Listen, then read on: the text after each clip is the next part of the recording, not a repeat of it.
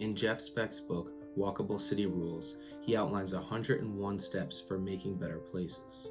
In section 6 of his book, he outlines 4 ways cities can escape automobiles. Speck cites Fred Kent's quote that if you plan for cars in traffic, you get cars in traffic.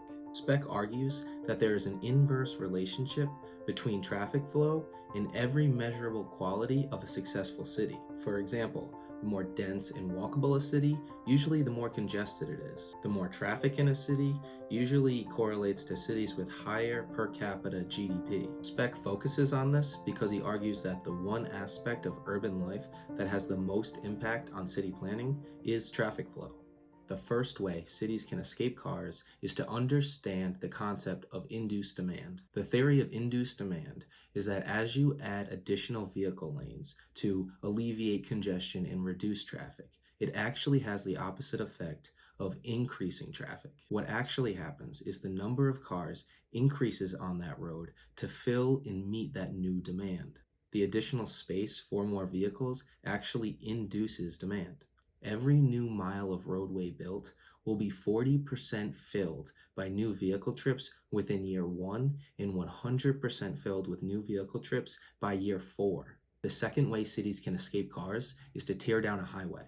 The idea is that replacing highways with walkable city boulevards makes for better city life. Boulevards create real estate value, while highways reduce abutting property values. There is actually evidence of this working. In 1973, when Manhattan's West Side Highway shut down due to structural issues, 93% of its traffic did not shift to another street. It went away.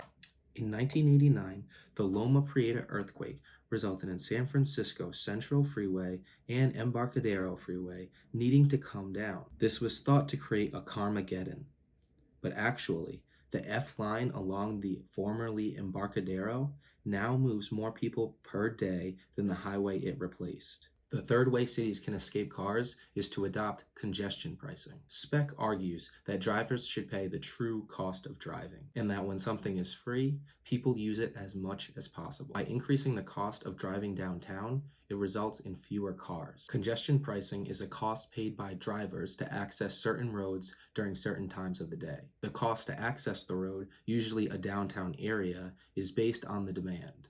The cost to access it will be higher during higher times of demand, such as the morning and evening commute. In the early 2000s, London adopted congestion pricing. Drivers seeking to enter downtown London were charged $15 between the hours of 7 a.m. and 6 p.m. As a result, congestion dropped 30%, trip times dropped 14%, bus delays dropped 60%, and air pollution dropped 12%. The fourth way cities can escape cars is to close a street down to cars. Many cities are turning downtown streets into pedestrian malls. New York City has done this at Times Square, Denver at 16th Street, Miami on Lincoln Road, and Boston in Downtown Crossing. The strategy of pedestrianizing a certain portion of the street is helpful for main streets where businesses aren't 100% dependent on vehicle trips.